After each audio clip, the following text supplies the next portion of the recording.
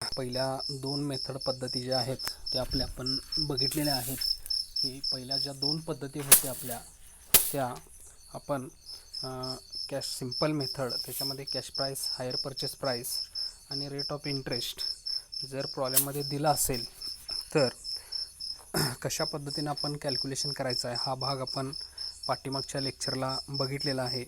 तर आज आपण फेन hire purchase price and rate of interest is given, म्हणजे हायर परचेस प्राईस आणि इंटरेस्ट रेट दिला जातो, पण काही cash price is not given. Cash price जर दिली नसेल तर अशावेळी आपल्याला कॅश प्राईस काढावी लागेल आणि कॅश प्राईस काढून मग आपल्याला कॅल्क्युलेशन टेबल या ठिकाणी तयार करावा लागेल.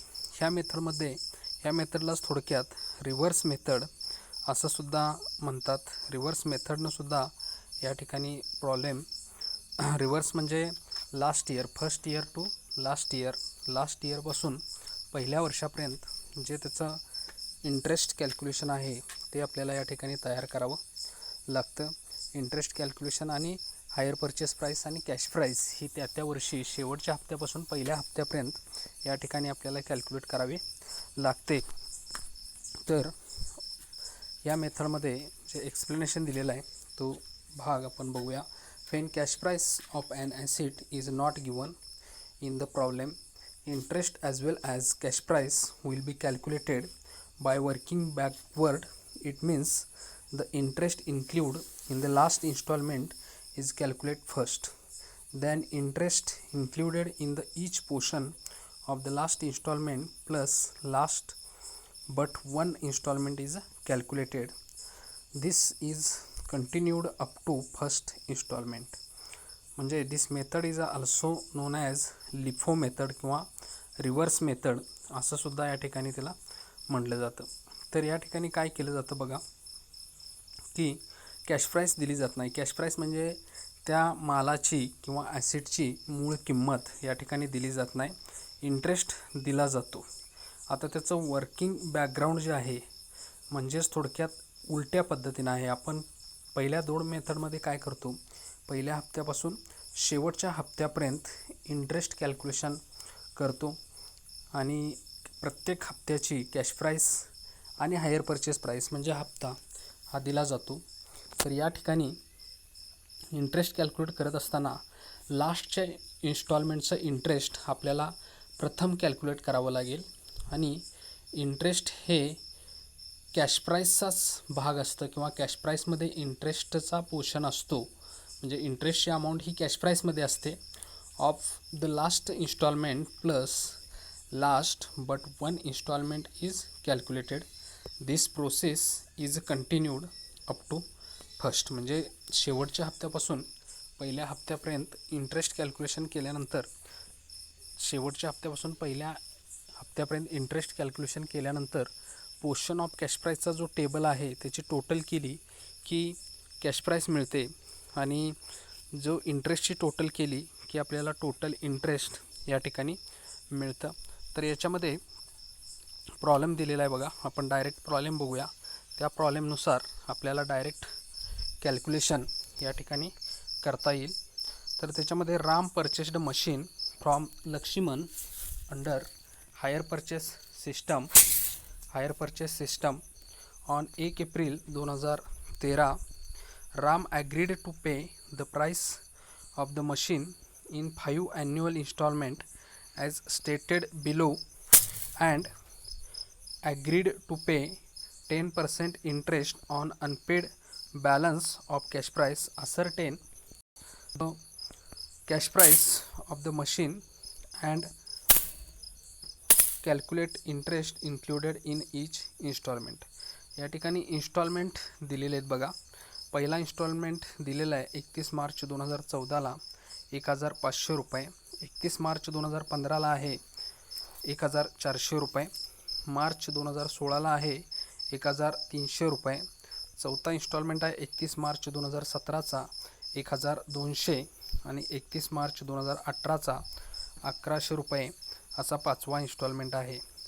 तर बघा, राम हा हायर परचेसर आहे आणि लक्ष्मण हा हायर व्हेंडर आहे, सेलर आहे ऑन 1 एप्रिल 2013ला त्याने ॲग्रीमेंट केलेला आहे, ठराव केलेला आहे की हायर परचेस प्राईसनुसार या ठिकाणी कॅश प्राईस त्या मशीनची मूळ किंमत आहे ती पेड करायची आहे.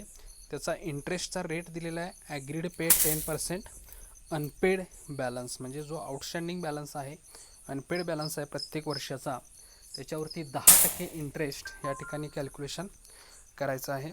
आता प्रथम काय करायचं आहे बघा, गिवनमध्ये लिहित असताना काय काय दिलं आहे, मेथड जर ओळखायची असेल तर प्रथम प्रॉब्लेममध्ये कुठल्या प्राईस दिलेत, हायर परचेस प्राईस दिल्या, इंटरेस्ट दिलं आहे, कॅश प्राईस दिल्या, अशा ज्या किमती आहेत ते गिवनमध्ये लिहून घ्याव्या लागतात.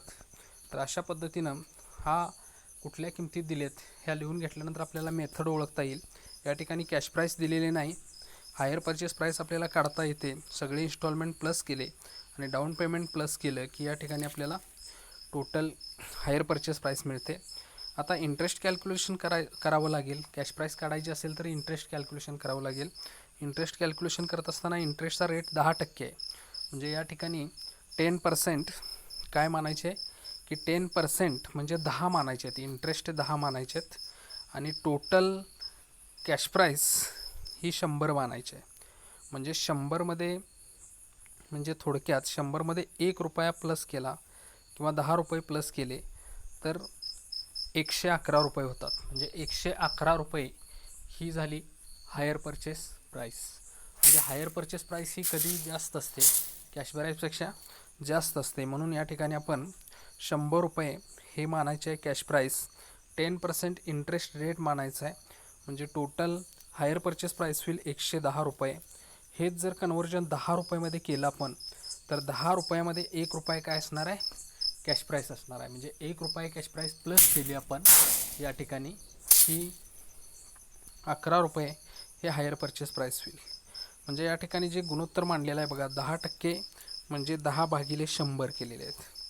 म्हणजे 100 रुपयेमध्ये 10 प्लस हे इंटरेस्ट असणार आहेत किंवा इन्क्ल्यूड 10 केले. आता या ठिकाणी जे इंटरेस्ट दिलेलं आहे ते कसं दिलं आहे बघा की also agreed to pay 10% on unpaid balance. म्हणजे अनपेड बॅलन्सवर 10 रुपये घ्यायचे आहेत. तर 10 रुपये अनपेड म्हणजे 10% घ्यायचे आहेत. या ठिकाणी बघा शेवटचा हप्ता जो आहे, शेवटचा हप्ता म्हणजे आता 2016ला आपल्याला जावं लागेल. 2018 हा शेवटचा हप्ता आहे.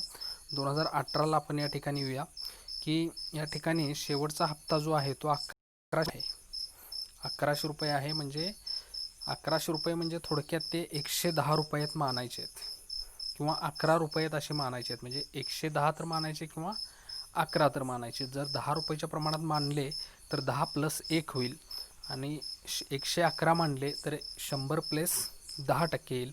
म्हणजे 110% येतील. आता या ठिकाणी 11 मानलेला आहे म्हणजे 1100ला 11 रुपये, 1100 म्हणजे 1100 म्हणजे 11 रुपये आहेत. तर 100 रुपये म्हणजे किती? आता 100 रुपये ही कॉस्ट प्राईस मानलेली आहे आपण आणि हायर परचेस प्राईस 110 मानलेले. म्हणून 110 100 1100ला 1100 रुपयाला 1100 रुपये म्हणजे 11 रुपये असतील. तर 100 रुपये म्हणजे किती असं तिरकस गुणाकार करायचा आहे, गुणोत्तर मांडायचं आहे आणि 1100 गुणिले 1/11 येतात. म्हणजे 1100 रुपये आहेत म्हणजे ते थोडक्यात 11 रुपये आहेत. तर 1 रुपया म्हणजे थोडक्यात 10 रुपये किती असे काढायचे आहेत. म्हणजे 100च्या प्रमाणात या ठिकाणी मानून 1100 गुणिले 1/11 येते, 11 घेतलेले असे मिळून वरचे 11 म्हणजे थोडक्यात ते वरचे 100 रुपये जे आहे ते 100 रुपये या ठिकाणी इंटरेस्ट आहे. म्हणजे कॅश प्राईस जी आहे ती कॅश प्राईस किती रुपये असणार आहे, 1000 रुपये कॅश प्राईस या ठिकाणी काढलेले. म्हणजे थोडक्यात 1100मधून 100 रुपये इंटरेस्ट वजा केलं, राहिलेली जी कॅश प्राईस आहे 1000 रुपये ती कॅश प्राईस असणार आहे आणि 100 रुपये इंटरेस्ट असणार आहे. आता त्याच्या अगोदरचं 18चं काढल्यानंतर 17चं या ठिकाणी आपल्याला इंटरेस्ट काढायचं आहे. तर हे इंटरेस्ट काढताना प्रथम आपण की या ठिकाणी 1100 रुपये जे पाठीमागचा इन्स्टॉलमेंट आहे तो 1100 रुपयेमधून 100 रुपये इंटरेस्ट वजा केलं की 1000 रुपये ही कॅश प्राईस येते. 1000 त्याच्या अगोदरच्या हप्त्यामध्ये 1000 प्लस त्याच्या अगोदरचा इन्स्टॉलमेंट 1200 आहे, म्हणून 1000 प्लस 1200 केले म्हणजे 1/11 म्हणजे 11 मानलेले आहेत. म्हणजे थोडक्यात 10 काढायचे आहेत किंवा 110 म्हणजे थोडक्यात काय 1200 म्हणजे हे 110 आहेत. तर 100 म्हणजे किती हे गुणोत्तर मांडून तिरकस गुणाकार केला की 200 येतात. म्हणजे 200 इंटरेस्ट इन्क्ल्यूड आहे कशामध्ये, हायर कॅश प्राईसमध्ये, हायर परचेस प्राईसमध्ये. म्हणजे 1200 हप्त्यामध्ये थोडक्यात 1200 वजा 200 1000 या ठिकाणी कॅश प्राईस येईल. म्हणजे त्याच्या अगोदरच्या हप्त्याची कॅश प्राईस आहे ती 1000 या ठिकाणी येईल.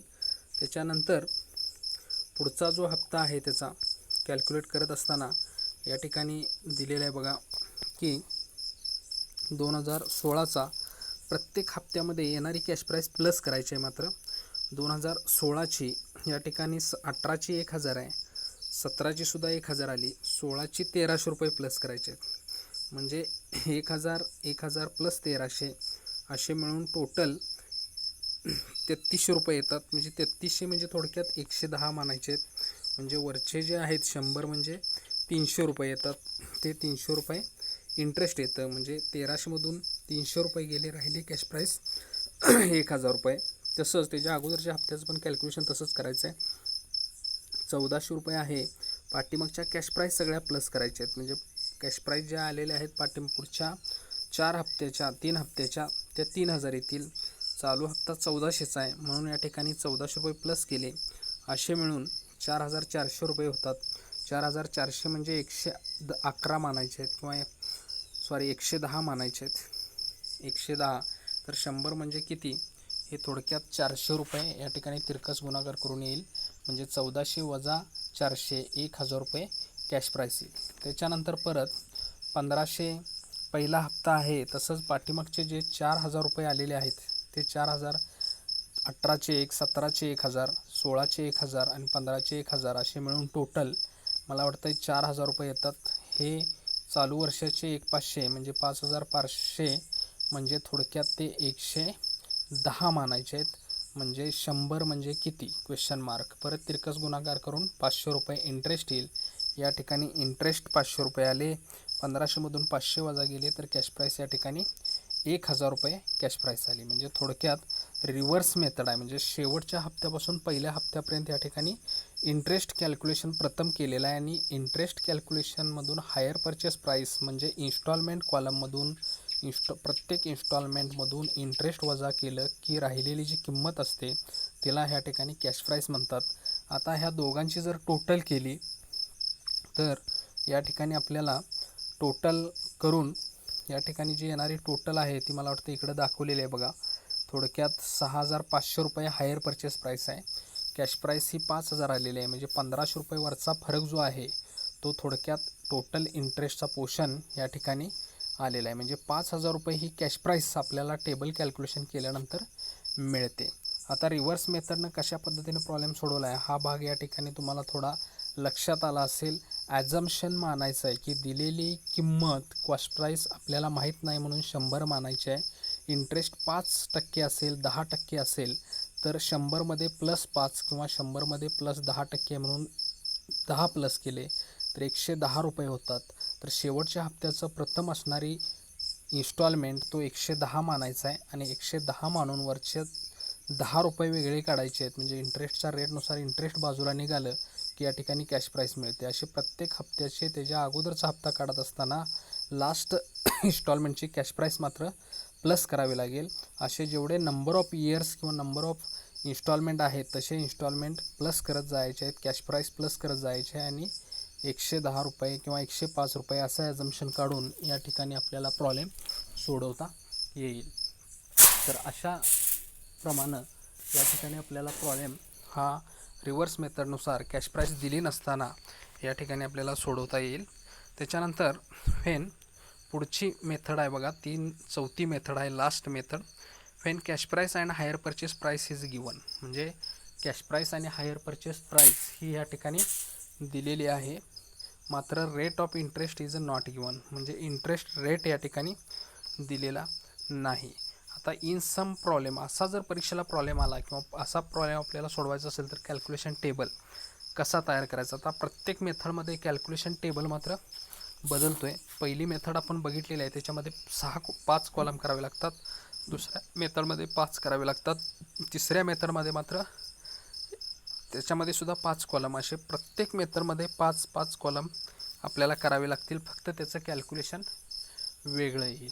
तर ह्या ठिकाणी आपल्याला in some problem the cash price of asset purchased and instalment payable by purchaser are given but rate of interest not stated. In such case, total interest, that is higher purchase price less the cash price asset, is distributed in the ratio of outstanding balance.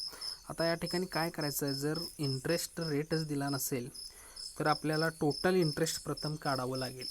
Total interest कसं काढतो आपण, की hire purchase प्राईसमधून cash price वजा केली की येणारा जो भाग आहे त्यालाच, त्या डिफरन्सलाच या ठिकाणी इंटरेस्ट असं म्हणतात. तो आपल्याला प्रथम काढावा लागेल. त्याच्यानंतर प्रत्येक वर्षाचा आउटस्टँडिंग बॅलन्स काढून त्या आउटस्टँडिंग बॅलन्सची अमाऊंट काढावी लागेल आणि मग त्याचा प्रत्येक वर्षाला त्याचा रेशिओ काढावा लागेल की किती रेशिओ आहे किंवा किती प्रमाणात त्याचं इंटरेस्ट प्रत्येक वर्षाला येईल. जसं आपण पार्टनरशिपमध्ये रेशिओ काढतो तशाच प्रकारे या ठिकाणी रेशिओ काढावा लागेल आणि रेशिओ काढून मग आपल्याला या ठिकाणी प्रत्येक वर्षाचं इंटरेस्ट आपल्याला कॅल्क्युलेट करता येईल.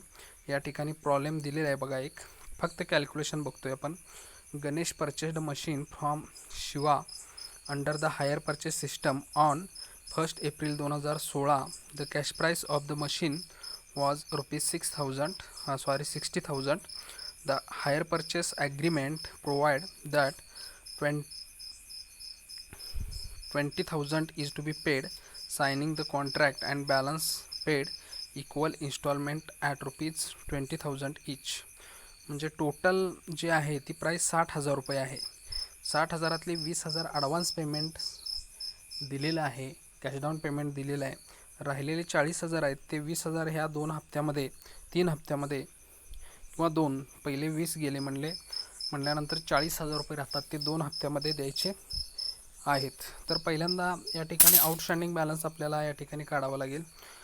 आता या ठिकाणी गणेश हा हायर परचेसर आहे आणि शिवा हा हायर व्हेंडर आहे, सेलर आहे.